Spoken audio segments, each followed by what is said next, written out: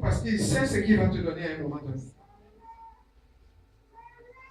Le simple fait même que Jésus soit déjà venu restaurer notre destinée, nous restaurer, nous sauver. Il dit, s'il nous a donné le Fils, qu'est-ce qu'il ne nous donnerait pas avec le Fils?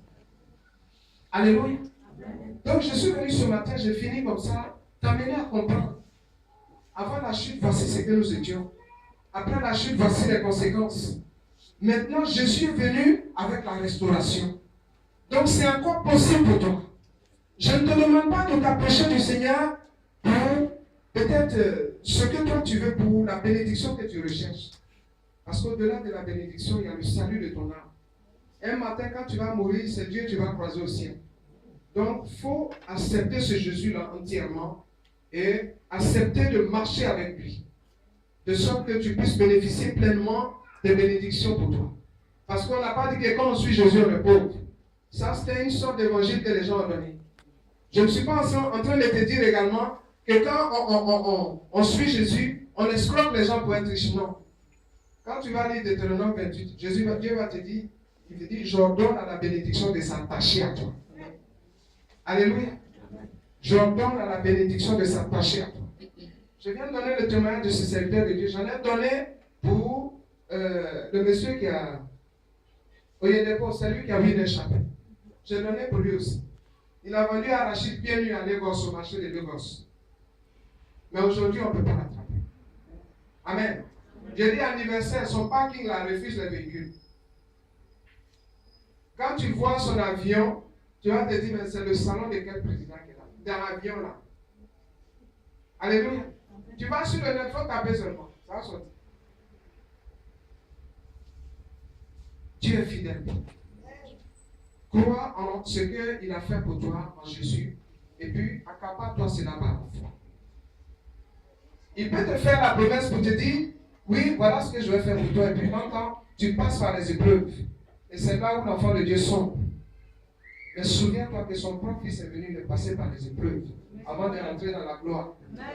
Tu regardes dans l'Ancien Testament, tu prends le cas de Joseph que je viens de citer. Joseph a fait un songe. Il a vu que sa gerbe était élevée au-dessus, devant sa gerbe, les 11 gerbes là tombaient.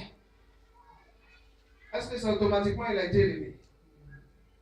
Il est rentré dans la vallée de l'homme de la mort. Tu es obligé de tracer ton V. Tu dois passer par la vallée de l'homme de la mort pour compter. Là, le V est complet. Voilà, premier bras de V là, ça rentre dans le trou là. Tu me suis? Le deuxième bras là, tu reçois et puis tu es au sommet de la gloire. Si tu ne passes pas là, tu ne peux pas arriver là. Il n'y a pas raccourci avec le Seigneur.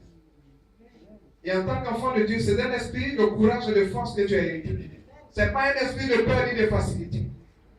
Le Fils de Dieu, Hébreux 5, le verset 8, dit quoi qu'il fût fils, il a appris l'obéissance par les choses qu'il a souffertes. Alléluia. Parce qu'on connaît l'homme. Quand Dieu bénit, à un moment donné, on oublie Dieu. Alléluia. Et on est dans le pays natal. Mais je vais te dire aussi, lis l'histoire de Nebuchadnezzar dans Daniel, tu vas comprendre. C'est lui qui élève, c'est lui qui abaisse. C'est lui qui ramène pour faire asseoir à la table des grands.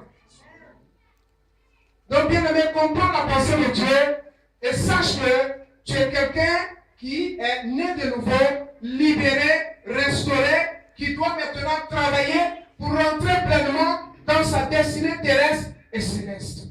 Que Dieu nous bénisse bien. C'est ce que j'avais à partager avec toi. Que Dieu te bénisse. J'ai mis l'enseignement en partie au tableau. Si vous retournez le tableau, vous allez voir pour prendre des notes, pour que ça puisse vous aider. J'ai fait les schémas au tableau pour que ça puisse vous aider. Alléluia. Il faut que les chrétiens changent de mentalité. Vous êtes des petits dieux sur la terre pour faire des choses extraordinaires. Alléluia. Pour faire des choses extraordinaires. Pas pour être là, pour être dans des situations troubles, pour que le nom de Dieu soit blasphémé. Non. Mais pour que le nom de Dieu soit glorifié. Aussi cher qu'on puisse vous voir, ou quel que soit l'âge que vous avez, qu'on sache que la gloire de Dieu est en vous pour faire du bien aux gens sur la terre. Jésus est venu comme un simple homme, mais en tant que tel, en lui il transportait la divinité, la plénitude de la divinité en lui. Et partout où il passait, il faisait du bien aux gens. Alléluia. Et ce qui a été son cas est aussi notre partage. Les apôtres expérimentaient cela.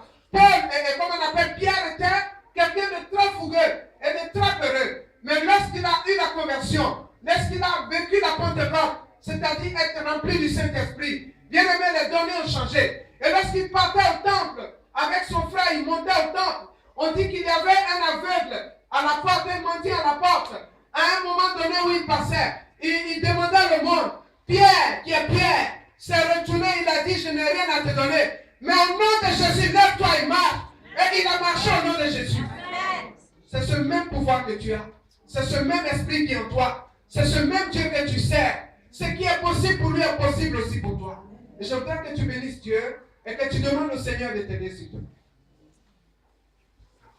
Prie ton Dieu, s'il te plaît.